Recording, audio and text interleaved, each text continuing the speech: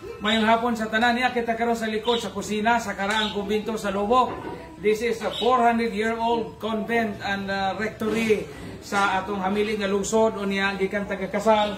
Ningapit kita sa atong mga empleyado, mga trabahantes kumbento nga general cleaning sa likod kay Kalois Ginoo murag daghan ang has aning kita.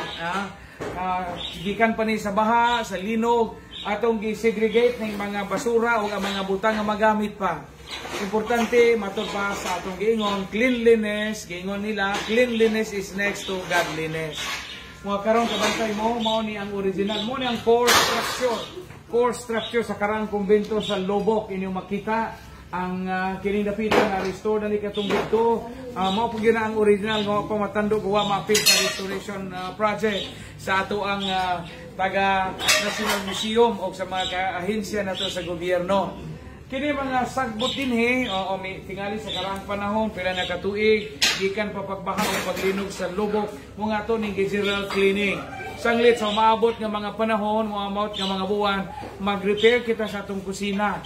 Atong padakan ni atong kusina kay aron mo lami pod atong sulat, aron mo dako pod ang ato nga kanang lugar nga diin manadta ta, mag-ihaw ta, kalabi na kay ang Lubok duhay fiesta. Fiesta sa Birhen o fiesta ni Senyor San Pedro o ni San Pablo. Mga gadasig ta sa atong mga isuon. Kining atong bahay, atong kumbento, atong mga puloy-anan, atong boarding houses, atong mga apartments, kinahanglan limpyo gyud.